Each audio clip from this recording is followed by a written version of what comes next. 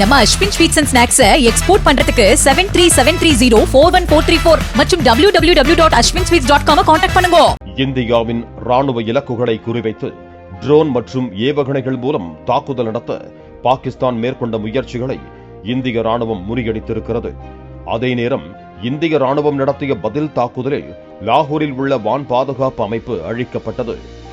S-400, பராக் 8 மற்றும் ஆகாஷ் போன்ற அமைப்புகளை கொண்ட இந்தியாவின் பல அடுக்கு வான் பாதுகாப்பு வலையமைப்பு வான்வழி அச்சுறுத்தல்களுக்கு எதிராக விரிவான பாதுகாப்பை உறுதி செய்கிறது.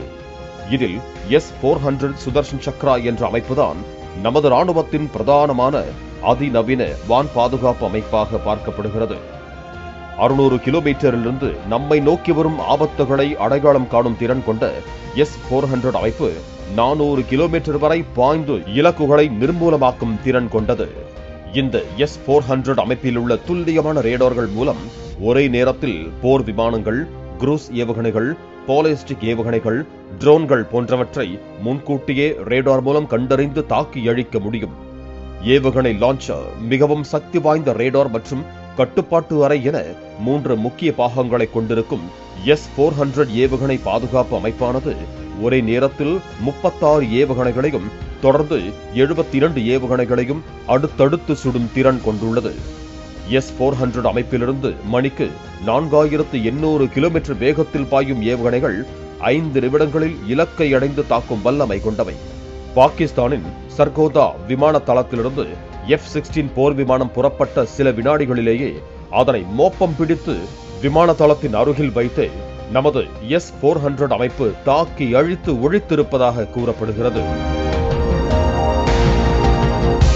S-400க்கு அடுத்ததாக பராக் 8 MRSAM என்ற வான் பாதுகாப்பு அமைப்பு இந்திய ராணுவத்தால் பயன்படுத்தப்படுகிறது.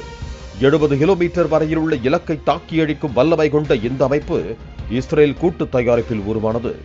விமானப்படை, கப்பற்படை, காலாட்படை என முப்படைகளிலும் இந்த பராக் ரக வான் தடுப்பு அமைப்பு அதிக அளவில் பயன்படுத்தப்படுகிறது. அடுத்ததாக உள்ள ஆகாஷ் அமைப்பானது உள்நாட்டிலேயே உருவாக்கப்பட்ட மிகச்சிறந்த வான் பாதுகாப்பு அமைப்பாக பார்க்கப்படுகிறது. பாகிஸ்தானின் தாக்குதலை தடுத்தழித்ததில் முக்கிய பங்கை இந்த ஆகாஷ் ஏவுகணைகள் வகித்திருக்கின்றன.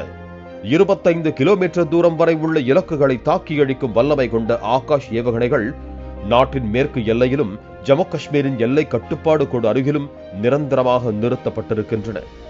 ஆகாஷுக்கு அடுத்தபடியாக இஸ்ரேலின் தயாரிப்பான ஸ்பைடர் வான் பாதுகாப்பு அமைப்பு மூலம் 15 கிலோமீட்டர் தூரம் இருக்கும் இலக்குகளை துல்லியமாக தாக்கி அழிக்க முடியும். 5 கிலோமீட்டர் தூரம் வரையுள்ள இலக்குகளை தாக்கும் இக்லா M, 6 கிலோமீட்டர் தூரம் வரையுள்ள இலக்குகளை தாக்கும் வல்லமை கொண்ட இக்லா S உள்ளிட்ட வான் பாதுகாப்பு அமைப்புகளையும் இந்தியா பயன்படுத்துகிறது. இவை தவிர இந்தியாவின் மிக பழமையான போஃபர்ஸ் L-70 ஆட்டோமேட்டிக் பீரங்கிகள் மற்றும் ஷில்கா ரக பீரங்கிகளும் பாகிஸ்தான் ட்ரோன்களை அழித்ததில் முக்கியமான பங்கை வகித்திருக்கின்றன. இதில் L-70 பீரங்கிகள் 1970களில் வாங்கப்பட்டு காலாவதியாகி போனவை. ஆனால் அவற்றை ரேடார்கள், சென்சார்கள் பொருத்தி நவீன வசதிகளுடன் உள்நாட்டிலேயே மேம்படுத்தி இந்தியா பயன்படுத்தி வருகிறது.